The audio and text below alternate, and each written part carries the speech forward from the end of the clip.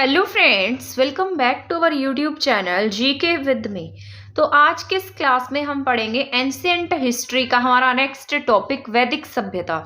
ठीक है, इससे पहले मैं आपको कंप्लीट हड़प्पा सभ्यता पढ़ा चुकी हूँ। तो हमारा जो सिंधु घाटी सभ्यता कह लीजिए या हड़प्पा सभ्यता कह लीजिए, वो हमारा 5 क्लासेस में कंप्लीट हो गया है और मुझे नहीं लगता कि उसमें से आपका कोई भी पॉइंट रहा होगा। मैंने सारा का सारा कंप्लीट डिटेल के साथ में आपको वो समझा दिया है।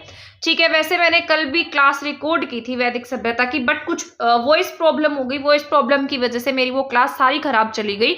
तो उसमें मैंने सारा वैदिक सभ्यता का पीरियड पढ़ाया था, बट वो वेस्ट गई, तो इस वजह से वो अपलोड नहीं कर सकी मैं। तो आज मुझे दोबारा से ही वैदिक सभ्यता को पढ़ाना पड़ रहा है। ठीक है ना। तो यहाँ पर अगर हम बात कर लेते हैं तो ये क्लास आपके किसी भी टीचिंग एग्जाम के लिए इंपॉर्टेंट रहेगी, या अगर मान लो आप कोई भी पीसीएस एग्जाम दे रहे हैं उसके लिए इंपॉर्टेंट रहेगी, एचसीएस का एग्जाम देंगे उनके लिए इंपॉर्टेंट रहेगी। तो ये सभी एग्जाम के पॉइंट ऑफ व्यू से आपकी क्लास इंपॉर्टेंट रहने वाली है। ठीक है ना। अगर मान लो आपने पहले वाली क्लासेस नहीं देखी है तो हमारी प्लेलिस्ट बनी हुई है एंशिएंट इंडिया या फिर प्राचीन भारत के इतिहास के नाम से, आपको प्लेलिस्ट देखने को मिल जाएगी। आप जाकर चेक करेंगे तो आपको वहां पर वो क्लास अवेलेबल हो जाएंगी। ठीक है ना, वहां से आप चेक कर सकते हैं। 5 क्लासेस करा रखी है हड़प्पा सभ्यता की। तो आज की जो हमारी क्लास है वो रहेगी वैदिक सभ्यता के बारे में, वैदिक पीरियड के बारे में। कंप्लीट वैदिक पीरियड में इसको अब समझाने वाली हूँ। इसमें से आपका कोई पॉइंट नहीं रहेगा, आपको इसके अलावा कोई बुक नहीं पढ़नी पड़ेगी। ठीक है ना। बट फिर भी अगर मान लो आपको रिवाइज करना हो तो आप उन बुक्स, किसी भी बुक में से रिवाइज कर सकते हैं इन टॉपिक को, या फिर आप इनमें से अपने नोट्स बना सकते हैं। ठीक है। तो यहाँ पर अगर मैं बात करती हूँ वैदिक सभ्यता की, तो मैं आपको इसमें पूरा कंप्लीट वैदिक सभ्यता पढ़ाऊंगी। इसके साथ साथ जैसे इसको 2 पार्ट्स में हम डिवाइड करके पढ़ते हैं, उत्तर वैदिक एक वैदिक सभ्यता होती है और एक इसके बाद का पीरियड होता है उत्तर वैदिक पीरियड। ठीक है ना। तो उन दोनों को हम पढ़ेंगे। साथ साथ ऋग्वैदिक पीरियड को हम पढ़ने वाले हैं, वेद पढ़ने वाले हैं, कौन से वेद कब लिखे गए थे, ठीक है, कितने वेद हैं। साथ साथ वैदिक सभ्यता में इनकी सामाजिक लाइफ कैसी थी, इकोनॉमिक लाइफ कैसी थी, पॉलिटिकल लाइफ कैसी थी, ठीक है, संस्कार क्या थे, कितने टाइप के संस्कार थे उस समय में, सारा हम डिटेल से जानेंगे। तो आपको इसमें डरने की, टेंशन लेने की कोई भी जरूरत नहीं है। अगर मान लो आप यहाँ से आप जो एंशिएंट हिस्ट्री है वो कंप्लीट कर लेते हैं तो फिर चाहे कोई भी एग्जाम हो, सभी में आप एंशिएंट हिस्ट्री को अच्छे से कवर कर पाएंगे। इसमें आपको एनसीईआरटीज की बुक भी नहीं पढ़नी पड़ेगी, क्योंकि वो सारी मैंने इसमें इंक्लूड करके ही लिखी है। और एनसीईआरटी की बुक सिर्फ आपकी अंडरस्टैंडिंग बनाने के लिए है। अगर मान लो आपको अपनी अंडरस्टैंडिंग बनानी है तो आप एनसीईआरटी की बुक भी पढ़ सकते हैं, या फिर कोई भी स्टैंडर्ड बुक जो है उसको फॉलो कर सकते हैं। तो आज का जो हमारा टॉपिक रहने वाला है वो है वैदिक पीरियड। ठीक है ना, वैदिक सभ्यता। आपको मैंने बताया था इससे पहले आपके यहाँ पर हड़प्पा सभ्यता थी, और हड़प्पा सभ्यता जो है वो आपके यहाँ पर 2350 से 1750 तक मानी जाती है। आपको मैंने बताया था हड़प्पा सभ्यता के लोग बहुत ज्यादा एडवांस थे, बहुत नगरीय थे, उनको हर चीज की बहुत अच्छे से नॉलेज थी। यानी कि उनके जो घर थे ना, वो भी जो घर के दरवाजे थे वो भी सड़कों पर ना खुल के मतलब गलियों में खुला करते थे। आज के जैसे आप सेक्टर देखते हैं उस सेक्टर की तरह उनके घर बने हुए थे। ड्रेनेज सिस्टम उनका आज से भी बेहतर था। आज आपको पता है आपके यहाँ बारिश आ जाए तो बिल्कुल ऐसा सिस्टम हो जाता है, बहुत बेकार सा सिस्टम हो जाता है। बट तब भी ये लोग हमसे इतने ज्यादा एडवांस थे कि इन्होंने हर चीज को बहुत अच्छे से मैनेज किया हुआ था। इसके अलावा ये लोग पूजा करते थे, इनका समाज मात्र सत्तात्मक था, स्त्रियों की बहुत ज्यादा रिस्पेक्ट थी, साथ साथ अलग अलग मूर्तियां बनाते, इंटरनेशनल ट्रेड करने में बहुत ज्यादा फेमस थे। तो हम कह सकते हैं कि हड़प्पा के जो लोग थे वो बहुत ज्यादा एडवांस लोग थे। जैसे हड़प्पा सभ्यता हमारे यहाँ पर थी, वैसे मेसोपोटामिया की सभ्यता थी, ये सारा मैं आपको पढ़ा चुकी थी। तो ये पैरेलल चल रही थी, लेकिन हमारी जो सभ्यता है हड़प्पा सभ्यता, वो इन सभी सभ्यताओं से क्या थी, एडवांस थी, यानी कि आगे थे ये लोग। इसके अलावा यहाँ पर जैसे 2350 से 1750 तक का पीरियड जो है वो किसका रहा, हड़प्पा सभ्यता का रहा। लेकिन 1750 के बाद आपके जो ये लास्ट वाला जो हड़प्पा पीरियड का समय आया था, इस समय में हड़प्पा जो है वो एक तरीके से पतन की तरफ चलने लगी। तो यहाँ पर कुछ कारण भी दिए जाते हैं कि हड़प्पा का जो अंत है वो ऐसा रहा होगा कि बाढ़ आ गई होगी, बाढ़ की वजह से हड़प्पा सभ्यता जो है वो उनका पतन हो गया होगा, या फिर ये भी हो सकता है कि किसी ने इन पर आक्रमण कर दिया होगा जिस वजह से ये लोग जो है वो क्या हो गए होंगे, मतलब खत्म हो गए होंगे, या फिर इनकी जो कम्युनिटी है, इनकी सभ्यता है, वो कहीं ना कहीं दब गई होगी। ठीक है, तो ये कुछ अलग अलग तरीके के क्या थे, अजम्पशंस लगाए गए, जिसके आधार पर हम कह सकते हैं कि हड़प्पा सभ्यता का क्या हो गया, अंत हो गया। लेकिन उसके बाद आपके इंडिया में एक सभ्यता विकसित होकर आती है जिसका नाम है वैदिक सभ्यता। तो वैसे ही कुछ अलग अलग अनुमान लगाए गए हैं। ऐसा कहा जाता है कि जो आप वैदिक सभ्यता पीरियड देखते हैं, ऐसा कहा गया कि जो वैदिक सभ्यता के लोग थे वो कहां से आए थे, सेंट्रल एशिया से होकर भारत की तरफ आए थे। जैसे सेंट्रल एशिया था, जो ईरान की तरफ का एरिया था, वहां से ये लोग चलते चलते अपने पशुओं को लेकर चलते चलते ये इस तरीके से सिंधु घाटी सभ्यता के एरिया में आने लगे, और अफगानिस्तान, पाकिस्तान, इंडिया, इस तरीके से यहाँ के एरिया में एक्टिव होने लगे। ये यहाँ पर सिर्फ पशु चारण के लिए आए थे, यहाँ पर बसने नहीं आए थे।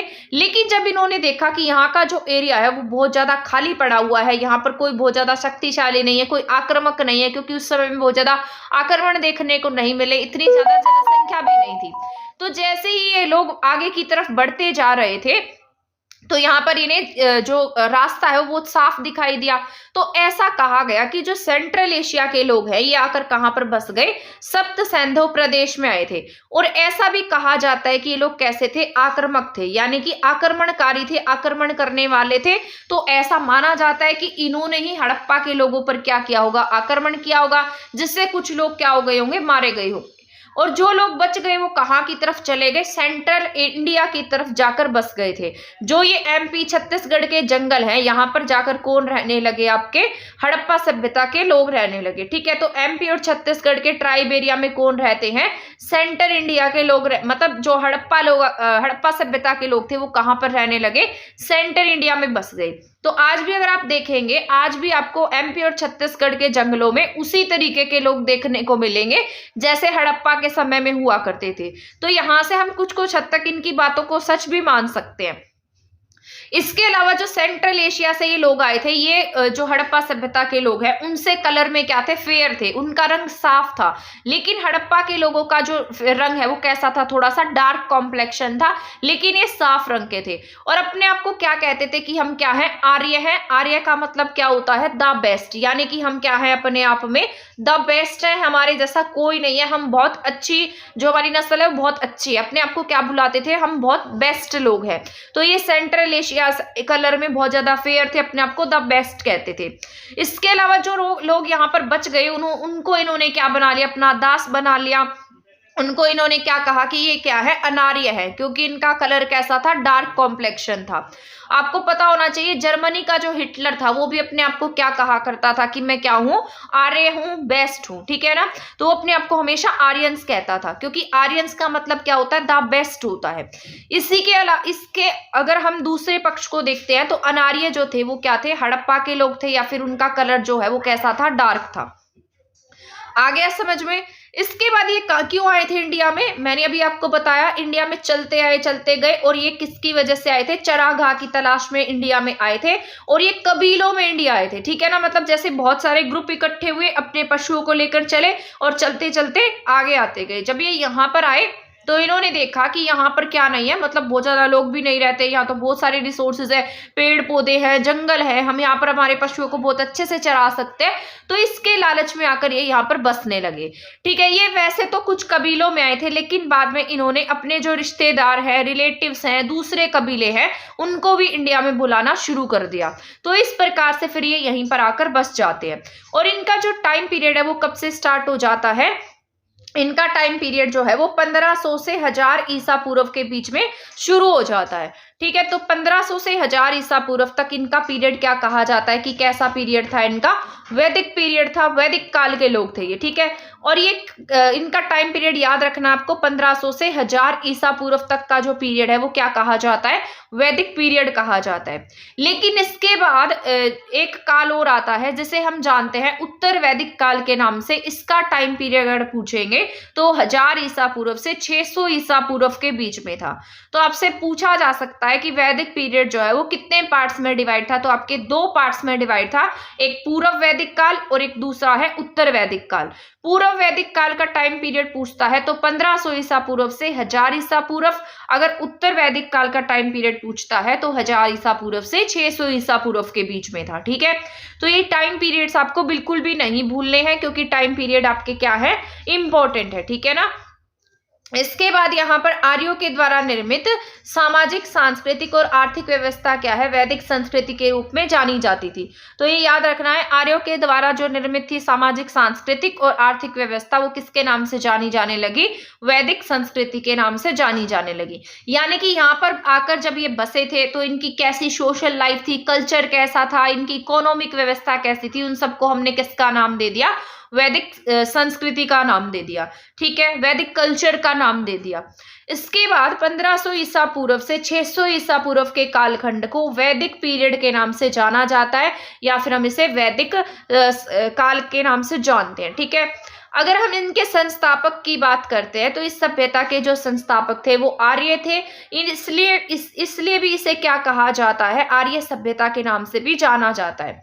अगर आपसे आर्य का मतलब पूछा जाता है तो आप क्या टिक करेंगे, आर्य का मतलब होगा श्रेष्ठ हो, जो उत्तम हो, उदात हो, कुलीन हो, यानी कि जो द बेस्ट हो। ठीक है, इसके बाद ईरान की पवित्र पुस्तक मिली है जिसका नाम है जेंदावेस्ता, क्योंकि मैंने आपको अभी बताया ये लोग कहाँ से चलकर आए थे, सेंट्रल एशिया से चल के आए थे।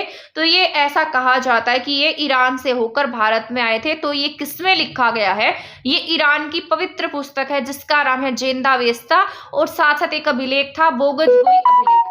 तो जेंदावेस्ता और साथ साथ बोगजगोई अभिलेख दोनों ही किसकी ओर संकेत करती है कि जो ये आर्य थे वो कहां से होकर भारत आए, ईरान से होकर भारत में आए थे। ठीक है, आई होप यहां तक का आपको समझ में आ रहा होगा। इसके बाद हम पढ़ लेते हैं वैदिक या ऋग्वैदिक काल के बारे में। इनके टाइम पीरियड की अगर हम बात करते हैं तो इनका टाइम पीरियड जो है सबसे पहले 1500 ईसा पूर्व से 1000 ईसा पूर्व के बीच में रहा था। ऋग्वैदिक पीरियड हम इसीलिए इसे कह देते हैं, वैदिक पीरियड को हम ऋग्वैदिक पीरियड इसीलिए बोलते हैं क्योंकि इस समय में क्या लिखा गया था, ऋग्वेद लिखा गया था। सबसे पहला वेद जो है वो आपके इसी पीरियड में लिखा गया, इसी वजह से हमने इसे किसका नाम दे दिया, ऋग्वैदिक काल का भी नाम दे दिया। इस समय जो वैदिक आर्य है वो कैसा जीवन जीते थे, अस्थायी जीवन जीते थे, क्योंकि मैंने आपको बताया था ये कैसे थे, किसके लिए आए थे, पशुचारण के लिए आए थे। अब ये जहां जहां पर कृषि करते, जहां जहां पर पशुचारण करते थे, मान लो इन्होंने अपने जो भी ये साथ में गायें भैंस जो भी लेकर आए थे वो वहां पर मान लो पशुचारण करा देते, जब वहां पे जो घास वगैरह खत्म हो जाता तो उस स्थान को छोड़कर दूसरे स्थान पर मूव कर जाते थे। तो इसलिए इनका जीवन कैसा था, अस्थायी जीवन था। इसके साथ साथ ये कैसे थे, ग्रामीण व्यवस्था का अंग थे, क्योंकि पशुचारण करते, पशुओं को चराते, थोड़ी बहुत कृषि कर लिया करते थे, जितनी भी इनको थोड़ी बहुत नॉलेज थी। ठीक है ना, तो इसीलिए कैसे थे, ग्रामीण व्यवस्था का अंग थे। हड़प्पा सभ्यता के लोग बहुत एडवांस थे, मैंने आपको बताया था, लेकिन ये इसके अपोजिट है। ये कैसे हैं, ये बिल्कुल अस्थायी हैं, ग्रामीण व्यवस्था वाले हैं। इसके अलावा सप्त सैंधव प्रदेश में निवास करते थे। सप्त सैंधव प्रदेश का मतलब ये है कि ये कौन सी नदियों के आसपास एक्टिव थे, सिंधु के आसपास रहते थे, सरस्वती के आसपास रहते थे, और जो आपके पंजाब की 5 नदियां हैं उसके आसपास ये रहा करते थे। JCBSR, जे से आपका क्या है यहाँ पर, झेलम, चिनाब, ब्यास, सतलुज और रावी, ये आपकी 5 नदियां हैं। इसके अलावा सिंधु और सरस्वती सप्त सैंधव प्रदेश में क्या करते, ये निवास क्या करते थे, यानी कि वहां पर रहते थे। ठीक है, तो इसलिए कहा जाता है कि कौन सा इलाका, ये कहां पर आकर बसे थे, सप्त सैंधव प्रदेश में आकर बसे थे। ठीक है, मैंने आपको बताया था कि वो लोग कहाँ रहते थे, वो कहीं ना कहीं सिंधु नदी के आसपास थे, कहीं ना कहीं सरस्वती के आसपास थे, बस उससे ज्यादा आगे यूपी साइड की तरफ ये नहीं बढ़े थे। ठीक है, और ये कहाँ पर एक्टिव थे, सिंधु, सरस्वती, झेलम, चेनाब, व्यास, रावी, सतलुज, इसके आसपास ज्यादा एक्टिव देखने को मिलते हैं। इसके बाद अगर हम बात करते हैं वैदिक सभ्यता की, तो वैदिक सभ्यता कैसी थी, वैदिक सभ्यता ग्रामीण सभ्यता थी। इसके अलावा अगर हम इसकी अर्थव्यवस्था की बात कर लेते हैं, इकोनॉमी की अगर हम इसकी बात करते हैं, तो इनकी इकोनॉमी जो है वो कैसी थी, ये पशुचारण क्या करते थे, साथ साथ कृषि किया करते थे। इसके साथ साथ इनका जीवन अस्थायी था, और कृषि भी बहुत ज्यादा पूरी नहीं थी, अपूर्ण से कृषि करते थे, यानी कि बस जितना इनमें इनका उसमें काम चल जाए, तो वो अस्थायी जीवन था इनका, साथ साथ अपूर्ण कृषि थी। इसके अलावा यहाँ पर लिखा है जो आरंभिक आर्य लोग थे, यानी कि जो स्टार्टिंग में आए थे, ये कहाँ पर आकर रुके थे? जो आपका पूर्वी अफगानिस्तान है, मतलब जो पूर्वी अफगानिस्तान था वहां पर आकर ये ठहरे थे। इसके अलावा ये पंजाब में आकर रुके, इसके साथ साथ उत्तर पश्चिम के सीमावर्ती इलाकों में आकर ये ठहरे थे। तो आरंभिक आर्य आपसे पूछा जाए कहां पर आकर रुके हैं? अफगानिस्तान में, पंजाब में, और साथ साथ जो पश्चिमी उत्तर प्रदेश है उसके आसपास के इलाके में ये आकर रुके थे। ठीक है, इसको भी हम थोड़ा सा डायग्राम से भी समझ लेते हैं ताकि आप इसको आसानी से समझ सकें। जैसे यहाँ पर मैंने लिखा है, ये कहाँ पर? ये ऋग्वेदिक आर्य है, जो बहुत पहले आए थे, सबसे पहले आए थे। तो ये ऋग्वेदिक आर्य इस पट्टी में आपको देखने को मिलेंगे। जो ये जम्मू कश्मीर की पट्टी है यहाँ पर रुके। इसके अलावा ये यूपी की बाउंड्री से पार नहीं गई, ये सिर्फ इस बाउंड्री तक ही रुके थे। इसके अलावा अफगानिस्तान की पूर्वी सीमा तक ठहरे और यहाँ पर पंजाब के आसपास ही रुके थे। ठीक है, इसके आगे जाने की इन्होंने हिम्मत नहीं की अभी। तो ये क्या थे? ये वैदिक पीरियड के लोग थे जो अफगानिस्तान के आसपास, जम्मू कश्मीर के आसपास, पंजाब और यूपी से आगे की तरफ नहीं बढ़े। ठीक है, तो ये इनके इसी इलाके में ये रहे। ये क्या कहे जाते हैं? इनको हम क्या कहते हैं? कैसे थे? आरंभिक आर्य थे, या फिर ये ऋग्वैदिक आर्य भी कहे जाते हैं। आई होप ये आपको समझ में आ रहा होगा। ठीक है ना, समझ में आ रहा है ना। इसके बाद यहाँ पर नेक्स्ट पॉइंट है, वैदिक पीरियड की प्रमुख रचना जो है, मैंने अभी बताया कौन कौन सी थी आपके? ऋग्वेद थी। आर्यों के मूल निवास को लेकर विद्वानों में क्या पाया जाता है? मतभेद पाया जाता है, क्योंकि सभी का अपने अपने अलग अलग थॉट्स थे कि ये यहाँ से आए होंगे या फिर ये यहाँ से रहे होंगे। ठीक है, तो भारत क्या कहता है कि ये कहाँ पर रुके थे? भारत के सब सैंधव प्रदेश में रहते थे। ये किसने कहा है? अश्विनी चंद्र दास ने कहा है कि ये कहाँ रहते थे? सप्त सैंधव प्रदेश भारत में रहते थे। इसके अलावा अगर हम स्वामी दयानंद सरस्वती जी की बात माने तो इनका कहना था कि ये कहाँ के रहने वाले थे? तिब्बत से आए थे। अगर हम बाल गंगाधर तिलक जी की बात मानते हैं तो इन्होंने क्या कहा कि ये कहाँ से आए? नॉर्थ पोल से आए थे, जो कि पॉसिबल ही नहीं है क्योंकि नॉर्थ पोल पर लाइफ नहीं थी। तो नॉर्थ पोल से आए थे, ये किसने कहा? बाल गंगाधर तिलक ने कहा है। इसके अलावा अगर हम जिसकी बात को ऑथेंटिक मानते हैं वो कौन है? मैक्स मूलर है।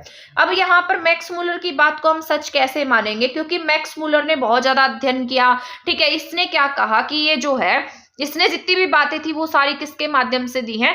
फैक्ट के माध्यम से दी हैं। ठीक है, तो इसका क्या कहना था कि ये कहाँ से आए हैं? सेंट्रल एशिया से आए हैं, सेंट्रल एशिया से आए हैं। ठीक है, तो मैक्स मूलर जो था वो कहाँ का रहने वाला था? जर्मनी का रहने वाला था। इसने जितने भी तथ्य थे उन सबको किसके साथ में प्रेजेंट किया है? प्रूफ के साथ प्रेजेंट किया। उनको क्या माना? ऑथेंटिक भी माना है। ठीक है, तो इसने क्या कहा? मैक्स मूलर ने क्या कहा कि ये कहाँ का रहने वाला है? जर्मनी का मैक्स मूलर जो था वो जर्मनी का रहने वाला था। इसने सारी बातें क्या कही हैं? ऑथेंटिसिटी से दी, तो इसलिए इनकी बात को मानना पड़ा इसने, क्योंकि इसने जो प्रूफ दिए थे, जैसे एशिया माइनर का अभिलेख है, बोगसगोई अभिलेख है, उसमें वैसे भी कहा गया था कि ये कहाँ से होकर आए हैं? ईरान से होकर आए थे। ठीक है, तो इसका मतलब ईरान को क्रॉस करके आए, तो इसका मतलब ये कहाँ से आए? सेंट्रल एशिया से आए। ठीक है, तो ये बात आपको समझनी पड़ेगी। तो मैक्स मूलर के कथन को हम थोड़ा सा ऑथेंटिक मान सकते हैं। इसके बाद ये मोस्ट इंपोर्टेंट है, ये आप भूल जाते हैं, और ये ना कई बार ऐसे दे देता है एग्जाम में, मान लो 4 ऑप्शन दे देगा ऐसे नदियां सी बनाकर और आपसे पूछ लेगा ऋग्वैदिक काल की इसमें पुरानी नदियों का कौन सा नाम था, बताइए, इनको मैच कीजिए। तो अगर मान लो आपने नहीं पढ़ा होगा तो आप इसमें कंफ्यूज हो जाएंगे। तो ये शायद एक बार आई थिंक HCS के एग्जाम में भी ये क्वेश्चन आया था, तो आप इसको पहले ध्यान से सुनेंगे। ठीक है, तो ये आपका इंपॉर्टेंट भी रहेगा। तो अगर हम नदियों की बात कर लेते हैं तो देखो, मैं आपको इसको आसानी से याद भी करा दूंगी, बट आपको ये ध्यान से सुनना पड़ेगा। तो सबसे पहला पॉइंट जो मैंने लिखा है वो यहाँ पर क्या है? सतलुज। सतलुज नदी को किसका नाम दिया गया था? शतुद्री। शतुद्री ऋग्वैदिक काल में क्या कहा जाता था? शतुद्री कहा जाता था आज की सतलुज नदी को। तो शतुद्री आपसे पूछा जाए शतुद्री किसका नाम है, तो शतुद्री आपके सतलुज नदी का नाम है। यहाँ पर आप इसको इस तरीके से भी देख सकते हैं, क्योंकि ये भी से स्टार्ट होता है और सेम सा नाम है। तो सतलुज शतुद्री, ठीक है, सेम सा नाम है, सेम टोन सी आ रही है। तो सतलुज का नाम क्या था? शतुद्री था। इसके बाद अगर रावी की बात करते हैं तो रावी का नाम क्या था? परुषणी था। और परुषणी नदी जो है इस समय में बहुत ज्यादा इंपॉर्टेंट नदी थी। यहाँ पर दाशराग्य युद्ध भी हुआ, 5 आर्य और 5 अनार्य के बीच में ये युद्ध हुआ था। इसके बारे में भी हम कंप्लीट जानेंगे जब ऋग्वेदिक पीरियड पढ़ाऊंगी, ऋग्वेद पढ़ाऊंगी, तब पे इसके बारे में आपको बताऊंगी कि कौन से मंडल में क्या लिखा गया है। ठीक है, तो यहाँ पर अगर रावी नदी की बात करते हैं तो रावी को किसके नाम से जानते थे, ये परुषणी के नाम से जानते थे। अब आप इसको कैसे याद रखेंगे, जैसे जो पुरुष है ना उसका नाम क्या होता है, रवि होता है। रवि किसका नाम है, किसी पुरुष का नाम है, तो इसको बस रावी याद रख लेना। रावी कौन है, पुरुष है, ठीक है। तो रावी नदी का नाम क्या हो गया, पुरुष जैसा नाम हो गया, तो ये क्या है, परुषणी नदी है, ठीक है। तो परुषणी किसका नाम है, रावी नदी का नाम क्या कहा गया, परुषणी कहा गया, ठीक है। इसको आप भूलेंगे नहीं। अब चेनाब जो है, चेनाब 4 अक्षर वाले में जाता है, च से चेनाब, 4 से 4 अक्षर हो गई, अस्किनी। चेनाब का क्या आएगा, अस्किनी आएगा, ठीक है। तो चेनाब क्या है, अस्किनी है। अगर झेलम की बात करते हैं तो झेलम क्या है, वित्सत्ता है। झेलम वाला सबसे अलग है, इसको याद रखना। झेलम क्या है, वित्सत्ता है, ठीक है। ऐसे याद रख लेना, सत्ता को क्या करना पड़ता है, झेलना पड़ता है, ठीक है। तो जिसमें भी आपको सत्ता दिखाई दे, वित्सत्ता दिखाई दे, वो किस में जाएगा, झेलम में जाएगा। तो सत्ता को हमने क्या किया है, झेलना पड़ा। तो वित्सत्ता किसका नाम था, झेलम का नाम था, ठीक है। व्यास देखो इसके नाम जैसा, ये बिपाशा व्यास, ठीक है। तो व्यास कह लो, व्यास कह लो, तो ये इसके जैसा नेम है, तो ये क्या है, बिपाशा है, ठीक है। गोमती जैसा नाम, गोमल क्या, गोमल किसका नाम, गोमती का, तो ये भी आपका इंपॉर्टेंट हो जाता है। इसके अलावा अगर हम घग्गर की बात करते हैं तो दृश्यवती कह देते थे घग्गर को। सिंध जो है वो सिंधु का नाम है, ठीक है। तो ये सारा जो है आपका इंपॉर्टेंट हो जाता है, ये सारी नदियां जो है आपकी इंपॉर्टेंट हो जाती हैं, आपको बहुत अच्छे से याद करना है। सबसे पहले मैंने क्या बताया है, सतलुज। सतलुज जैसा नाम किसका है, शतुद्री का। रावी बताया, रावी किसका नाम है, परुषणी का। चेनाब बताया है, चेनाब किसका नाम है, अस्किनी का, ठीक है। च से चेनाब 4 अक्षर है तो अस्किनी। सत्ता को क्या करना पड़ेगा, झेलना पड़ेगा, तो झेलम। व्यास बिपाशा जैसा नाम है, गोमल गोमती का है, ठीक है। घग्गर सबसे अलग है तो दृश्यवती संस्कृत जैसा नाम है, ठीक है। इसके अलावा सिंध और सिंधु, बस इतने आसान से थे, हो गए होंगे याद। इसके बाद अगर हम बात कर लेते हैं ऋग्वैदिक सभ्यता के प्रमुख स्थल की, तो ये भी आपका इंपॉर्टेंट है। जैसे मान लो ये ऋग्वैदिक टाइम के जो स्थल थे उनको अलग अलग नाम दिए गए, तो ये क्या नाम दिए गए थे, तो इसके बारे में भी हम जान लेते हैं। तो यहाँ पर जो मैंने पॉइंट लिखा है इसका नाम है, सबसे पहला पॉइंट जो है हमारा, ये मैंने लिखा है सप्त सैंधव प्रदेश। अब यहाँ पर सप्त सैंधव प्रदेश या फिर 7 रिवर्स की वजह से हम इसे क्या कह देते थे, सप्त सैंधव प्रदेश का नाम दे दिया करते थे। और ये इसे हमने क्या कहा है, मतलब सप्त सैंधव प्रदेश को क्या कहते थे, देवकृत योनि का नाम दिया गया है। इसके बाद अगर हम नेक्स्ट पॉइंट की बात करते हैं, ब्रह्म ऋषि देश, तो ब्रह्म ऋषि देश जो है वो सरस्वती प्लस सिंधु नदी के बीच का जो प्रदेश था उसे किसका नाम दिया गया, ब्रह्म ऋषि देश का नाम दिया गया। यानी कि बहुत ज्यादा आगे की तरफ नहीं गए, सिर्फ सिंधु और सरस्वती के आसपास के एरिया में थे, तो हम इसे किसका नाम देते हैं, ब्रह्म ऋषि देश का नाम देते हैं, ठीक है। आई होप आपको समझ में आ रहा होगा, बोर तो नहीं हो रहे ना, मैं बोले जा रही हूँ है ना, बट आपको इंटरेस्ट आ रहा होगा, मुझे लगता है, मैं ऐसा सोच रही हूँ, आप इंटरेस्ट से इसको पढ़ रहे होंगे इस क्लास को, बट क्योंकि आपकी इंपॉर्टेंट है ये क्लास, ठीक है ना। ऐसे ही मत लेना इसको कि बस हाँ पढ़ लिया हमने छोड़ दिया, ऐसे आपको कोई भी नहीं समझाएगा। और इतना कंटेंट जो मैंने ये लिखा है सारा कहीं ना कहीं से सिलेक्ट करके ही लिखा है, ऐसे ही नहीं लिखा है। तो ये ऐसा कंटेंट आपको यूट्यूब पर कहीं नहीं मिलेगा, आप कोई पेड कोर्स भी लेते हैं तब भी आपको इतना डीपली नहीं पढ़ाएंगे। तो ये सारा जितनी मैंने मेहनत की थी ना वो सारी आपको पढ़ा रही हूँ मैं, क्योंकि मुझे लगता है मेरे साथ साथ शायद आपका भी इसमें फायदा हो जाए, क्योंकि मुझे शौक है, मैं इस तरीके से पढ़ती रहती हूँ, मतलब मुझे हर बुक्स में से पढ़ना पसंद है, तो मैं सोचती हूँ कि आपका भी कुछ फायदा हो जाए इसमें, तो मैं इसको यूट्यूब पर भी करा देती हूँ। तो यहाँ पर क्या लिखा है, सबसे पहले ये ब्रह्मा देश था वो किसके बीच में था, सरस्वती के बीच, और सरस्वती के साथ साथ ये किसके बीच है, सिंधु नदी के बीच में है, ठीक है। तो इसे हम क्या कह देते हैं, ब्रह्म ऋषि देश का नाम दे देते हैं। अगर हम आर्यव्रत की बात करते हैं तो आर्यवर्त किसे कहा गया, आर्यवर्त की बात करेंगे तो जैसे आपका हिमालय पर्वत है, हिमालय से लेकर जो विंध्याचल पर्वत था ये एमपी के बीच के रास्ते तक क्या था, यहाँ पर इस एरिया को हम किसके नाम से जानते थे, आर्यव्रत के नाम से जानते थे, ठीक है।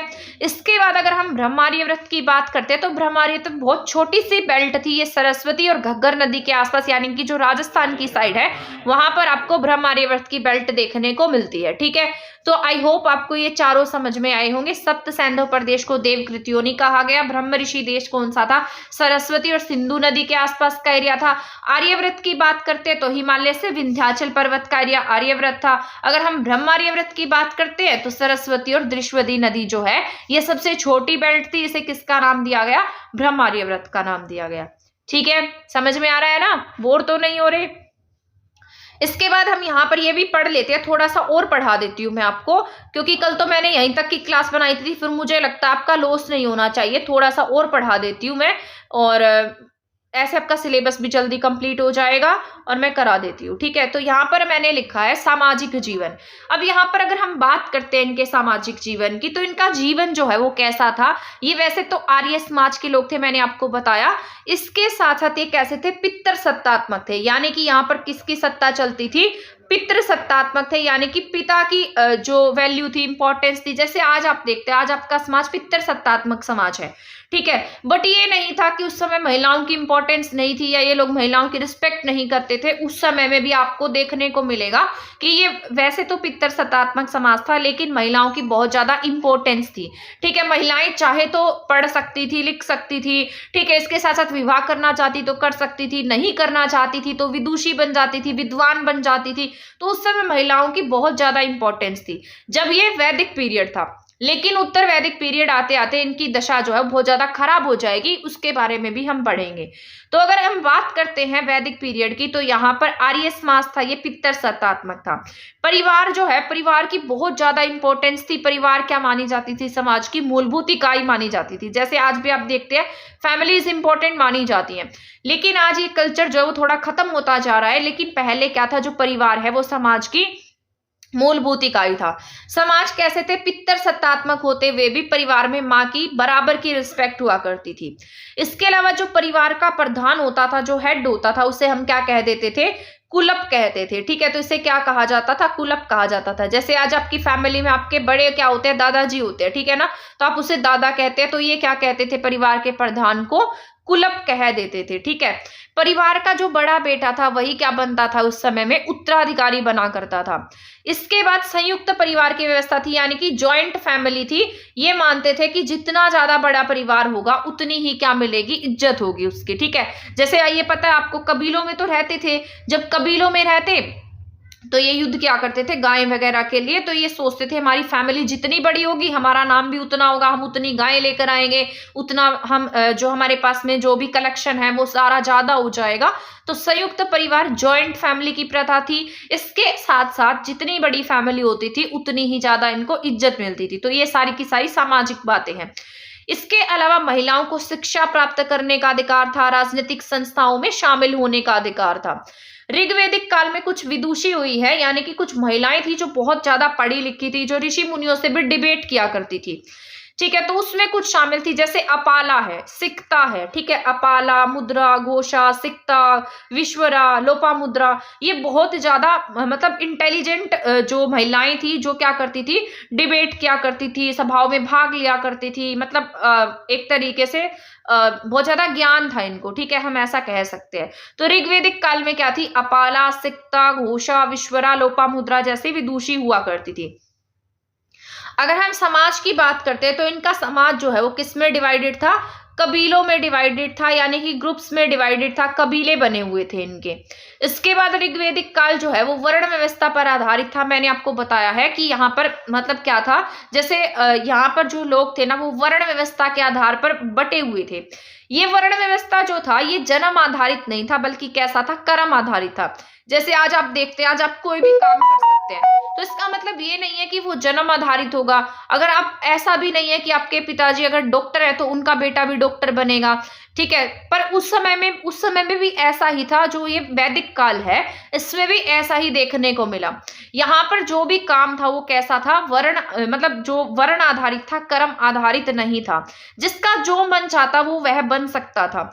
जैसे कोई अपनी इच्छा से ब्राह्मण बन सकता था, यानी कि अगर आपको बहुत ज्यादा नॉलेज है, आप में इंटेलिजेंस है, तो आप ब्राह्मण बन जाइए। आपके अंदर स्ट्रॉन्ग पावर है तो आप क्षत्रिय बन जाइए। आपके अंदर लड़ने की क्षमता है तो आप क्षत्रिय बन जाइए। आप में व्यापार करने की क्षमता है तो आप वैश्य बन जाइए। या फिर आप अगर कोई दूसरा काम करना चाहते हैं, साफ सफाई के काम में काम करना चाहते हैं, तो आप शूद्र बन जाइए।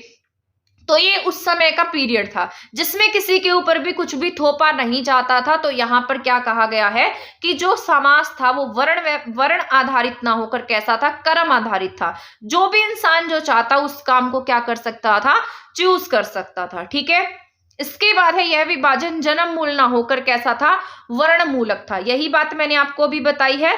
इसके अलावा यहाँ पर लिखा है ब्राह्मण जो था, ऐसा कहा जाता है कि जो ब्राह्मण थे वो किससे उत्पन्न हुए थे, परम पुरुष था। एक परम पुरुष के मुख से कौन उत्पन्न हुए, ब्राह्मण उत्पन्न हुए। ठीक है, तो ये आपको याद रखना है, कई बार ना ये एग्जाम में पूछ लेता है, तो ये आपका इंपॉर्टेंट भी है। ये ल्यूसेंट की बुक में एज इट इज लिखा गया है, एनसीईआरटी में एज इट इज लिखा गया है। तो ब्राह्मण जो थे वो क्या थे, परम पुरुष के मुख से उत्पन्न हुए थे। क्षत्रिय जो थे वो किससे उत्पन्न हुए, भुजाओं से। वैश्य जांघों से। और शूद्र क्या थे, पैरों से उत्पन्न हुए थे। तो ये क्या ये लिखा गया है। तो ब्राह्मण अगर पूछा जाए तो सबसे यहाँ पर एक तरीके से ये क्या है, परम पुरुष है, इसके मुख से कौन उत्पन्न हुए, यहाँ पर ब्राह्मण। ठीक है, भुजाओं से क्षत्रिय। ठीक है, तो यहाँ भुजाओं से कौन उत्पन्न होते हैं, क्षत्रिय। वैश्य कहाँ से उत्पन्न होते हैं, जांघों से। ठीक है, इसके अलावा अगर पैरों की बात करते हैं तो पैरों से कौन उत्पन्न होते हैं, शूद्र जो है वो पैरों से उत्पन्न हुए हैं। इसके बाद वर्ण व्यवस्था का जो उल्लेख है वो किसमें मिलता है, 10वें मंडल में मिलता है। ये जो मैंने आपको सारी बातें बताई हैं कि परम पुरुष के उससे मुख से कौन मिले हैं, ब्राह्मण निकले हैं, तो ये बात किसमें लिखी गई, आपके 10वें मंडल में लिखी गई है। पुरुष सूक्त में इस बातों को दिया गया है। ऐसा कहा जाता है कि प्रारंभ में केवल 3 वर्ण थे, जो शूद्र वर्ण है उसको क्या किया गया, बाद में ऐड किया गया। पहले ये ऐड नहीं था, इसको क्या किया गया है, बाद में शामिल किया गया है। ऋग्वेद में क्या है, ऋग्वेद में टोटल 10 मंडल थे। ठीक है, ये मंडल मैं सारे आपको पढ़ाऊंगी कि कौन से मंडल में क्या दिया गया है, कौन सा मंडल कितना इंपॉर्टेंट है। तो ऋग्वेद की बात करते हैं तो ये जो वैदिक पीरियड था, जो आपका 1000 से ये आपका 1500 से 1000 ईसा पूर्व तक का टाइम पीरियड था, ये क्या कहता है कि इसमें कितने मंडल थे, आपके 10 मंडल थे। ठीक है ना, इसमें क्या लिखा गया, ऋग्वेद लिखा गया। और इस ऋग्वेद में क्या कहा गया कि टोटल कितने मंडल हैं, 10 मंडल है, जिसमें से ये 2 से 7 मंडल जो है ये क्या कहे जाते हैं, ये ऐसा कहा जाता है कि 2 से 7 मंडल जो है वो सबसे पहले लिख लिए गए थे, इसलिए क्या कहा गया, ये क्या है, ओल्डेस्ट मंडल है। ठीक है ना, तो ये बहुत ज्यादा इंपॉर्टेंट पॉइंट है, ये आपके एग्जाम में भी पूछा जा सकता है।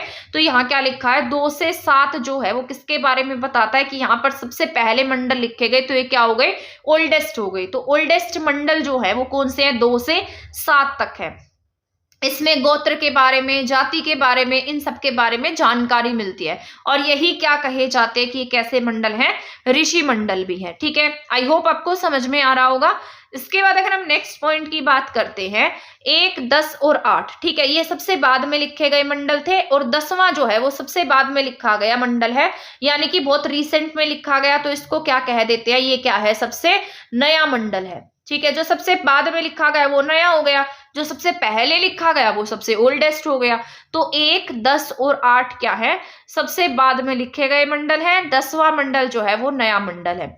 अगर हम 9वें मंडल की बात करते हैं तो 9वां मंडल बीच में लिखा गया था। ठीक है, तो बीच में लिखा गया 9वां मंडल। तीसरा मंडल विश्वामित्र से संबंधित है। विश्वामित्र, इसमें किसके बारे में बताया गया है, जो आज आप ये गायत्री मंत्र पढ़ते हैं, ओम भूर्भुवः स्वः पढ़ते हैं, ये कौन से मंडल में है, तीसरे मंडल में है। ठीक है, इंपॉर्टेंट है, याद रखना है। सारे मंडल यहाँ लिखे हैं मैंने, बाद में ऋग्वेदिक पीरियड में भी लिखे हैं, तो वहां से भी आपके रिवाइज हो जाएंगे। तो अगर हम तीसरे मंडल की बात करते हैं, तीसरे मंडल में क्या है, किसकी जानकारी है, हमारा ओम भूर्भुवः स्वः गायत्री मंत्र किससे लिया गया, तीसरे मंडल से लिया गया है। अगर हम छठे मंडल की बात करते हैं तो भारद्वाज ऋषि जो थे उनसे रिलेटेड था। तो 6th मंडल किससे रिलेटेड है, भारद्वाज से रिलेटेड है। अगर हम 7वें मंडल की बात करते हैं तो ये गुरु वशिष्ठ से रिलेटेड था। ये जो गुरु वशिष्ठ थे, यहाँ पर जो पहले ना जो ये सुदास था, इसके पहले गुरु थे विश्वामित्र, लेकिन इसने बाद में अपने गुरु को चेंज कर दिया और वशिष्ठ को क्या बना लिया, अपना गुरु बना लिया। इस बात से जो गुरु वशिष्ठ थे और विश्वामित्र थे, इनकी आपस में क्या हो जाती है, थोड़ी सी मतलब एक दूसरे से चिढ़ने लगते हैं ये। तो सुदास के नए गुरु कौन बनते हैं, वशिष्ठ बन जाते हैं। और ये किसमें लिखा गया है, 7वें मंडल में लिखा गया है। ये किसने जीता, भी इनके बीच में ना लड़ाई होगी। ठीक है, विश्वामित्र क्या लेकर आएंगे, विश्वामित्र के बीच में, और विश्वामित्र अनार्य लेकर आएंगे, और इसके सुदास के साथ साथ क्या होंगे, आर्य होंगे। तो ऐसा कहा जाता है कि यहाँ पर 5 आर्य इनके होंगे और 5 अनार्य उनके होंगे, और उन दोनों के बीच में आपस में लड़ाई हो जाएगी। इस लड़ाई में जो आर्य हैं वो जीत जाएंगे, यानी कि सुदास जो है वो जीत जाएगा। और इसे किसका नाम दिया जाता है, दास राज्ञ युद्ध का नाम दिया जाता है। और एक कौन सी नदी के किनारे होता है, परुषणी नदी के किनारे होता है। परुषणी कौन है, रावी। मैंने अभी आपको बताया था पुरुष जैसा नाम किसका है, रावी नदी का है। ठीक है, तो ये कौन से मंडल में लिखी गई है सारी बातें? 7वें मंडल में लिखी गई है। ठीक है, 7वें मंडल में किसका जिक्र है? लड़ाई का जिक्र है। इसको ऐसे याद रखना, यानी कि अगर हम साथ साथ नहीं होंगे तो क्या होगी? हमारी आपस में लड़ाई होगी। ठीक है, तो ये 7वें मंडल में क्या कहा गया कि क्या हो रही है? आपस में लड़ाई होगी। ठीक है ना, तो लड़ाई का जिक्र किसमें किया गया? 7वें मंडल में है। तो सुदास ये इसको हम किसका नाम देते हैं? दाशराग्य युद्ध का नाम भी दे देते हैं। तीसरे मंडल में विश्वामित्र है, ओम भूर्भुवस्सुः वाले। ठीक है, गायत्री मंत्र वाले। भारद्वाज छठे मंडल में है। 7वें मंडल में वशिष्ठ है। 8वां मंडल जो है वो किसको समर्पित किया गया है? कण्व को समर्पित है। इसके बाद अगर हम अंगिरस की बात कर लेते हैं, तो अंगिरस जो है ये किसको? 9वां मंडल में किसकी बात कही गई है? सोमरस की बात कही गई है। ठीक है ना, ये सोमरस पिया करते थे, सोमरस बनाते थे। जो इनका जो इंद्र भगवान है वो क्या थे? इनके सबसे ज्यादा फेवरेट थे, उनकी सबसे ज्यादा पूजा करते थे ये। इसके बाद 9वां मंडल जो है वो किसके बारे में बताता है? सोमरस का वर्णन करता है। ऐसा कहा जाता है कि जो ये सोमरस है इसके लिए जो औषधि थी वो कहाँ से मिलती थी? मंजूवत पर्वत से मिलती थी। तो इसमें किसका जिक्र भी किया गया? मंजूवंत पर्वत का जिक्र किया गया है। तो ये किसमें कहा गया? 9वें मंडल में कहा गया। तो 9वें मंडल में किसका वर्णन मिलता है? सोमरस का वर्णन मिलता है। 8वें में कण्व का वर्णन मिलता है। इसके बाद यहाँ पर मैंने 1 मिनट में देख लेती हूँ कितना पढ़ाना है, आपको पढ़ा देती हूँ। ये पेज ये पढ़ लेते हैं। ठीक है, इसके बाद अगर हम चौथे मंडल की बात करते हैं, तो चौथे मंडल में किस पर काम किया इन्होंने? कृषि पर काम किया। ये मोस्ट इंपोर्टेंट है। कृषि पर जो कौन सा मंडल लिखा गया? चौथा मंडल लिखा गया। और इसमें सिर्फ 1 श्लोक मिलता है कृषि पर। ठीक है ना, तो श्लोक कितना है? 1 श्लोक कृषि पर लिखा गया है। और वो कौन से नंबर का श्लोक है? 57 नंबर का श्लोक है। ये याद रखना है। आपके कृषि पर कितना श्लोक मिला? 1 श्लोक मिला है। ठीक है, और वो नंबर कौन सा है? 57 नंबर पर आपके कृषि से रिलेटेड एक श्लोक लिखा गया। कौन से मंडल में? चौथे मंडल में। तो ये सारे के सारे आपको याद रखने हैं, भूलना नहीं है, और कंफ्यूज तो बिल्कुल भी नहीं होना। तो 4th मंडल की बात हो रही है। ठीक है, सबसे सिंपल सी बात है, 4th मंडल की बात है। क्या बताया गया इसमें? किसकी बात कही गई है? कृषि मंडल की बात कही गई है। ठीक है, तो चौथे मंडल में किसकी बात है? कृषि की बात है। इसके अलावा यहाँ पर कृषि के लिए कितने श्लोक हैं? 1 ही श्लोक है। और वो श्लोक कौन से नंबर पर लिखा है इन्होंने? 57 नंबर पर लिखा है। अब जैसे ये श्लोक होते थे तो श्लोक के बीच में क्या थे? उन श्लोक में क्या निकलते थे? मंत्र होते थे। तो कृषि का जो 1 श्लोक है जो 57 नंबर पर लिखा गया है उसमें 24 मंत्र हैं। ठीक है, वैसे तो टोटल जो मंत्र है वो कितने हो सकते थे? 300 भी हो सकते थे, लेकिन यहाँ पर कितने मंत्र मिलते हैं? ओनली 24 मंत्र मिलते हैं। ठीक है, तो ये आपको याद रखना है, बहुत ज्यादा इंपॉर्टेंट है ये आपका। इसके बाद ये आश्रम व्यवस्था का प्रचलन मैं आपको नेक्स्ट क्लास में पढ़ाऊंगी। अभी यहाँ तक जितने मंडल मैंने आपको पढ़ाए हैं इसको अच्छे से रिवाइज करना है। अभी मैं आपको बस ये वाला रिवाइज करा देती हूँ क्योंकि ये थोड़ा सा कंफ्यूजिंग है, और मुझे लगता है अगर आप इसको एक बार रिवाइज कर लेंगे तो आपके दिमाग में ये सेट भी हो जाएगा। तो अभी मैंने आपको बताया 2 से 7 के जो मंडल थे वो कैसे थे? ओल्डेस्ट थे, यानी कि सबसे पहले लिख लिए गए। इसके बाद 1, 10 और 8 ये कौन से हैं? बाद में लिखे गए हैं। उसमें से 10वां मंडल जो है वो सबसे बाद में लिखा गया है, तो इसलिए सबसे नया मंडल हो जाता है। 9वां मंडल जो है वो बीच में लिखा गया था। ठीक है, तीसरे मंडल की बात करते हैं तो तीसरा मंडल किसके बारे में बताता है? विश्वामित्र के बारे में बताता है, जिन्होंने गायत्री मंत्र लिखा, गायत्री मंत्र के बारे में बताता है। भारद्वाज छठे मंत्र से रिलेटेड है। लड़ाई किसमें है? साथ साथ नहीं रहेंगे तो क्या हो जाएगी? लड़ाई हो जाएगी। तो इसमें दाशराग्य युद्ध की बात कही गई है। 5 आर्य प्लस 5 अनार्य के बीच में युद्ध होता है। सुदास के नए गुरु थे। सुदास जो है मतलब आगे भरत कबीला जो इसी से रिलेटेड होने वाला है। 8वां मंडल किससे रिलेटेड है? कण्व से रिलेटेड है। 9वां मंडल सोमरस से रिलेटेड है, जो ये मंजूवत पर्वत से औषधि लाया करते थे। ठीक है, अगर चौथे मंडल की बात करते हैं तो किस पर बेस्ड है? कृषि पर बेस्ड है। कृषि पर सिर्फ 1 श्लोक मिलता है। कौन से नंबर पर लिखा है? 57 नंबर पर लिखा है। इसमें कितने मंत्र हैं? 24 मंत्र हैं। वैसे मंत्रों की संख्या कितनी हो सकती है? 300 तक हो सकती है। ठीक है, आई होप आपको ये क्लास जो है यहाँ तक की समझ में आ गई होगी। ये आपके लिए इंपॉर्टेंट भी है। सारा नहीं पढ़ाऊंगी एक क्लास में, ऐसे खिचड़ी सी बन जाती है माइंड में और आपको समझ में ही नहीं आएगा कि हमने सामाजिक में क्या पढ़ा, इसके अलावा मैंने पॉलिटिक में क्या पढ़ा, एक जो आर्थिक व्यवस्था है उसमें क्या पढ़ा। तो यहाँ तक का मैंने आपको पढ़ा दिया है। इसके बाद नेक्स्ट क्लास में हम आगे का टॉपिक कवर कर लेंगे। ये जैसे मैंने लिखा है ये सारा का सारा हम नेक्स्ट क्लास में जान लेंगे। ठीक है ना, तो ये आपकी 2 या 3 या 4 क्लासेस में ही कंप्लीट कंप्लीट हो जाएगी। तो ये आपकी इम्पोर्टेंट भी रहेगी, इस क्लास को देख लेना। अगर शेयर करने का मन करे तो प्लीज शेयर भी कर देना, ठीक है ना। और इसके साथ चैनल के साथ बने रहना। चैनल सब्सक्राइब नहीं किया तो सब्सक्राइब कर देना। वीडियो को लाइक नहीं करते हो लाइक कर देना, लाइक करने में कंजूसी मत करना, ठीक है। मिलेंगे नेक्स्ट क्लास में, तब तक चैनल के साथ बने रहिए। चैनल को सब्सक्राइब नहीं किया है तो प्लीज सब्सक्राइब कर देना। वीडियो को शेयर नहीं किया तो आप इसे शेयर कर देना। थैंक यू, धन्यवाद।